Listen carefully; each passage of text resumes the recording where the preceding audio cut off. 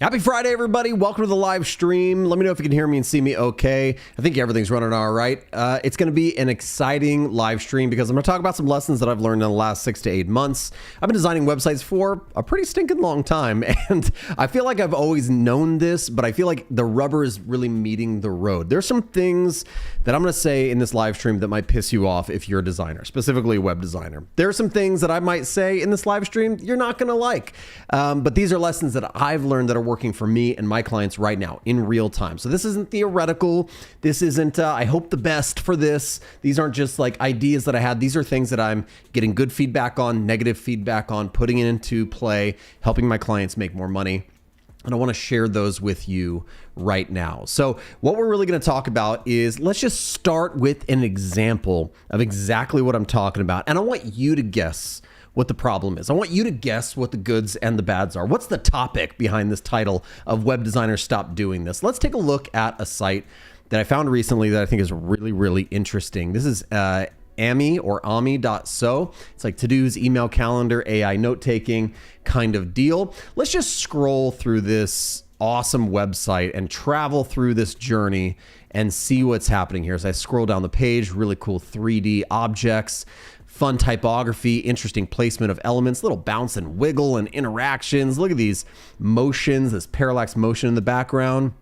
Scroll down, we see the product. It starts to kind of scroll hijack and actually give us more interesting things to look at. We see more of the product here, and really, really cool, you know, really, really interesting. Let's keep scrolling through this product page. We get some kind of Apple-esque kind of cards here that we cannot scroll through, but instead what we can do is we can actually just click through and paginate through these things and keep scrolling down, like value propositions here. Really, really interesting. Sorry, jump back in here and then down to the footer. Let's go all the way back up to the start here and refresh and take a look at it. Really cool entrance animation. All this stuff is really fun and really, really exciting. So what's the problem? Well, this is no longer the current landing page for this business. The page is no longer in use. It's just not what this company is doing. They changed it recently. What did they change it to? Well, let's go back and look. They moved away from this really amazing, awesome experience, and they moved down to this. Check out this new landing page for Ami. The other one is now living under the domain of art. They consider it a piece of art. That should be a little bit of a telltale sign. Why is that piece, that website, this one considered art, and the other one is now the full-blown website? Well, you're gonna look at this website and say, this is so unimpressive. If I scroll or hover over buttons, I get zero interaction here. There's not even a hover state for the buttons. Like, did like their designer like smoke some crack and like jump off a cliff and somebody designed this like website in Notion? Is that what's happening here? I don't really know. What happened to this this website? Why did they go from this over to this? That's the big question of the day. Well, as we scroll down, let's just look at this new website. Manage your meetings with AI personal assistant. Now you might say, well, maybe the product changed and they needed to like communicate that product change a little bit more. Maybe potentially, I don't know. I'm not really sure. But let's scroll down. Take a look a little bit. Within 47 seconds, share summary, keep CRM, a lot of text on the page, just boring product shots. When we think about animation, very little animation happening here. Again, it really just reads more like a white paper. It reads more like a PDF document. It reads like a Notion document more than it does some sort of really cool, sexy, inspiring website. I mean, my favorite part about this is the journey into the portal. Like, are you kidding me? How cool is that? Cool enough that they changed it. Cool enough that they said bye-bye to it, that they didn't care about it anymore. So my question remains, why would you change from this to this? Well, I think the big topic that I've learned over the last 6 to 8 months, I've always known this. I've always done my best. Maybe you've known this as well, but the real goal here is to create high converting websites, less sexy and more sales. There's the first thing I'm going to say that offends you. If you're a designer, if you're a web designer watching this, you might want to win awards. You might want to impress your peers. You might want to make a name for yourself, make a big splash in the industry. And you feel like in your heart of hearts that this is the thing that's going to land you more clients. This is the thing that's going to help you build your freelance business. This is the thing that's going to really set the pace and the tone for you to be successful in this industry. But the reason that it's not is because you might be focusing too much on sexy and not enough on sales, on high converting landing pages. Well, there's a time and a place for this always. Of course, there's a place for art. There's a place for exploration. There's a place to venture outside of it. There's a couple of tips, a couple of lessons that I've learned when I've basically made websites go live, when I've pushed websites live, handed them off to the client, and they're not happy in the past with the type of response that they're getting. It's maybe because I had too much of an ego. Let's just really quickly, let's just pin this up on the board and talk about it. As creatives, as designers, whether you want to admit it or not, we have egos. We have pride issues. We want to be proud of our work, and that's an okay type of pride, but we want other people to respect our work, and the people that we tend to want to respect our work are other designers. Here's what I'm going to say. Don't care what other designers think of your work. It's nice. It's nice to get an attaboy. It's nice to get a lot of likes online. It's nice to get people talking about your work, your peers in the industry. But if you could care about that, if we could care about that just a little bit less, we could probably make more money, build a more sustainable business, have a better interaction with our clients, and actually be successful in this industry. And so I want to walk through a couple of tips on why we might want to move away from something like this to something more like this. I'm going to just another thought for you really quickly. Let's just throw up the classic boring landing page that's worked for years. Iterations of it, evolutions of it, Basecamp. Ugliest website of all time. And just not impressive, not winning awards or AWW awards or AWA awards, whatever you want to call it, just not winning those awards. But it's stood the test of time. It's evolved and iterated to a certain extent, but it's doing the job. And I think that's the big point of today is your website actually doing the job that it's meant to, or have you hijacked your client's website to do a job for you? I'm just let's talk about some uncomfortable things really quickly. Let's talk often designers hijack their clients' work for their own purposes. And just ask yourself this. Have you ever said to yourself, ooh, the client wants this, or the client changed, tweaked, asked for iterations of the website that I designed for them, and it's no longer a portfolio piece? That should be a pretty convicting statement if you've ever thought it, if you've ever said it, if you've ever complained about it, if you've ever cheered for it as you listen to other people talk about it on a podcast. Yeah, it's just not a portfolio piece. Listen, your portfolio should be filled with designs that hit the KPIs, that hit the metrics and the goals for your client and made them successful. If you post ugly work in your portfolio that made them more revenue, got them more sales, increased their traffic, their online, their brand and the visibility online, it hit the metrics that the client asked for, then that belongs in your portfolio. I'll just make that statement right now, because as designers, we want the pretty in our portfolio, but let's move away from the sexy and the pretty in our portfolio to the successful, to the goal-oriented, because this Basecamp website, I know, is just not sexy. Again, it reads like a PDF document that somebody on the marketing team put together. It's just not interesting. It's just got real flat, ugly. There's no crazy parallax animation. There's nothing really kind of blowing your mind design-wise, right? It feels like marketing did it. It feels like legal did it. Maybe that's kind of the ticket. Maybe we need to take a little bit of that on a little bit. And I'm not trying to preach at you. I'm preaching to myself. I want to practice what I preach. These are the things that are working for me and my clients a little bit. And you can do this in you don't have to do this in the ugliest way. Hear me out. The message that I'm not telling you is design ugly websites. The message that I am telling you is design high converting websites that actually serve your clients' needs. Linear is doing this. They're a SaaS tool. They're a project management tool for teams. They're a Basecamp competitor, an Asana or Jira competitor, and they're doing it in a sexy way. And we're going to talk about why the way that they're doing it, sexy as it is still somewhat similar to this or to this. Notice you look through, just peel back the veil a little bit, be honest with yourself. These have some kind of similarity to them that's not like this, right? And there's a reason that companies are moving away from this and moving to this. So let's dive in a little bit and just talk about a couple of points here that I think are kind of interesting, a couple of takeaways and lessons, and I would love to answer your questions because again, we're all in a learning stage and a learning process. If you learn from this, give it a like, give it a thumbs up, do that whole kind of thing. I'd really appreciate it to get into the algorithm. This will help you grow your business. So let's talk a little bit about high converting websites, less sexy, more sales. Point number one, numero uno, is this. One big idea or message only.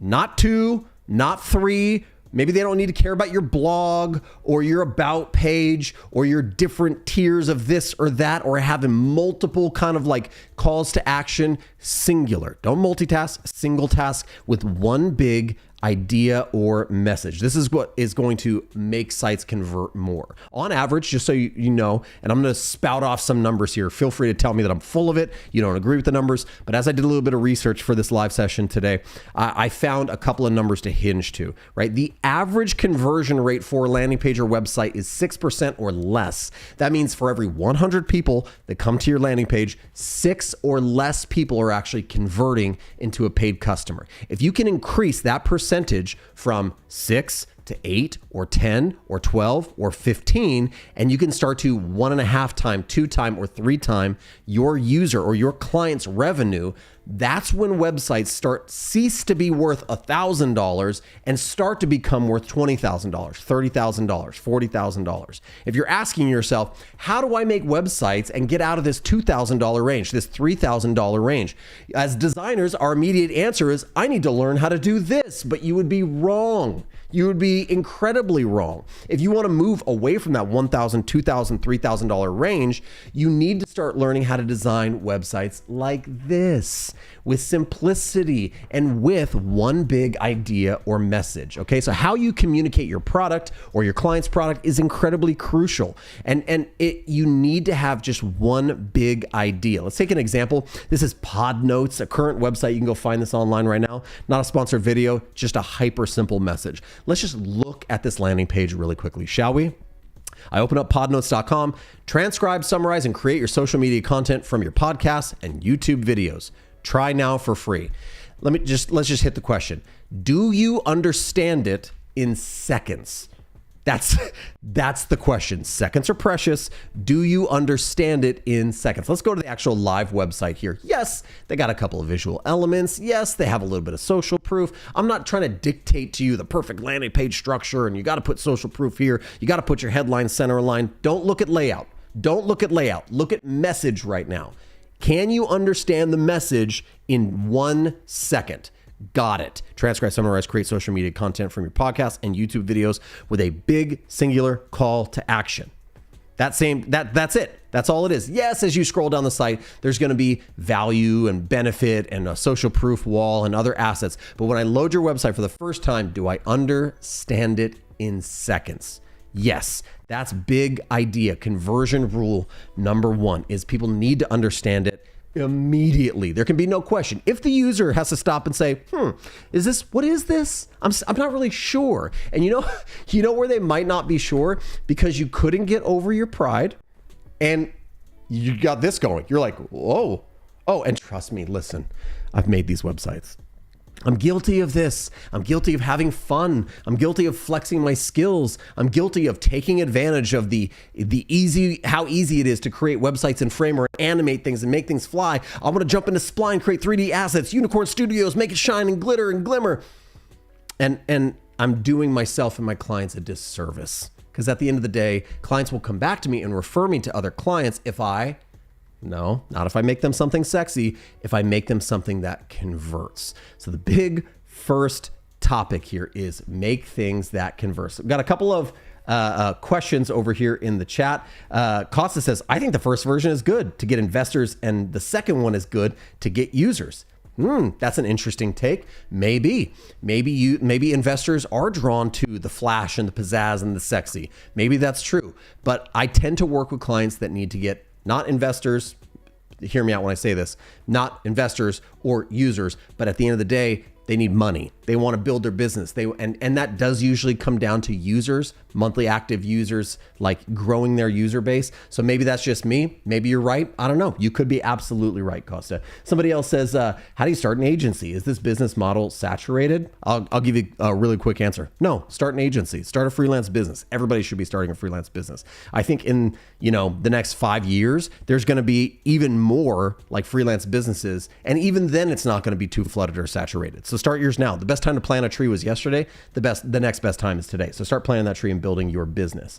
Leonardo says, that's what I always thought. Simpler is the winner. Yes, simpler is the winner. Okay, let's talk about why simpler is the winner. And actually, we'll do this by talking about conversion rule number 2.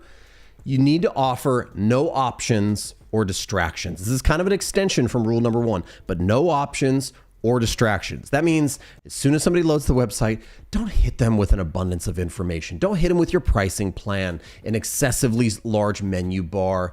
We don't need to see like your team and the About Us page and your blogs and your latest stuff. People just tend to saturate and throw lots of distraction. Here's the thing. If you're walking, just close your eyes right now and do this practice with me. Imagine if you were walking through a market that had produce and fish and people selling you the market. You hear them in the background, fresh, fresh. There's yelling, fresh, fresh. And you're there, right? Looking for fish.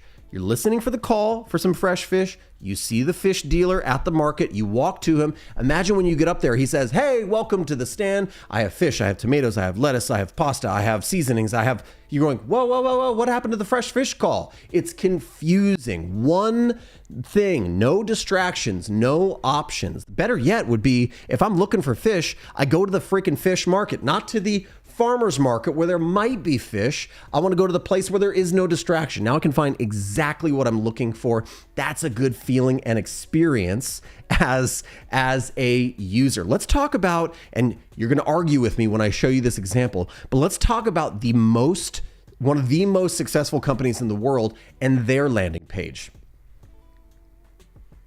What do you see? I see fresh fish.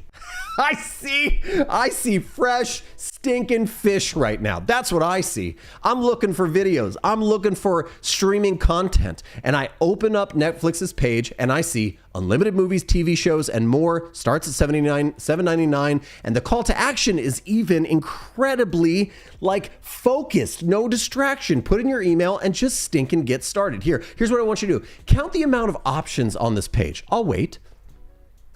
I'll wait for you to count the amount of options on the Netflix page. Let's go over to Netflix really quick, shall we? Here's the live site. How many options do you see here? It's not learn about Netflix, check our different pricing plans, see our team and our mission and our values all here on this one page. I don't know if you've noticed this, but listen, this is the hero section of the Netflix. There is a scrollable section. I'll scroll down, boom, singular call to action. That call to action is supported by the content you might love. I scroll down, it's supported more by content you might love. Then there's FAQs. So in a lot of this, am I talking about the hero section? Maybe. But also this page right here, everything here on this page, this is their home page, is supportive of a singular, undistracted call to action. Their mission, their value, their product, the thing that they're offering, their messaging and positioning around it is, it's unlimited, it's amazing. You can start for this much. Please just start now. That's it. Simple. And somebody else said in the chat, right? Jay Lee said, people's attention span is fleeting. Get to the point. Yes, get to the point. But here's the harder point, Jay. Not only get to the point, stay with the point. I think this is where a lot of people get really, really distracted. They look at this, and even notice this. They start with the point maybe, but as they scroll down, we lose the point. And this is the designer. This is a designer issue, right, for us, because we have ego, because we have pride. The point here is the product. As we scroll down, the point is the design. I'm not even focused on the product anymore. There is a way in which you can design a website that's so sexy, so flashy, so interesting that you stop going, maybe I want this product, and you start going, I want whoever the designer was. I like the design, right? Ooh, I wish I had a website like this, but somebody came here looking for a to-do, task list, calendar, email thing all in one, and they left going, wow, that website's really pretty. I wonder who built this. Is it built on Framer? Maybe I should find a Framer developer. Now their minds are not focused on the singular offering, the undistracted offering, okay? So hear me out. I'm not picking on us as designers. I'm one too. I'm just saying sometimes the hardest thing to do is stay undistracted. Let's look at one more tip, and then I'll shut my mouth and get off my soapbox and stop talking about this. Conversion rule number 3, just freaking make it easy to read. The rest of the copy actually, and this is a hard one for us, the rest of the copy actually doesn't matter. Convey your big ideas through your headlines, and literally, I should be able to understand your product solely by reading your headlines. This is 2025, and content is still king, and the king of the kings when it comes to your website is your headlines. So your headlines have to be very easy to read, very easy to understand, right? So when I read a headline like this, over here at like Neil Patel's website, do I want more SEO traffic? Great headline. Everything here, I don't even have to read it, right? I actually, in my mind, I say, want more SEO traffic? What's the URL of your website? I'm skipping this. If I'm the type of person that wants to read it, it's there. It's supportive of the headline, but I get it very quickly. And we haven't done anything silly or interesting or designy with the headline here. We've just made it easy to read. Check this out. Kind of easy to read, but we've lost the plot. I scroll down here. Is this easy to read? Or is this an exercise in design? Is this challenging reading? Happy Friday, it's 1:50 p.m.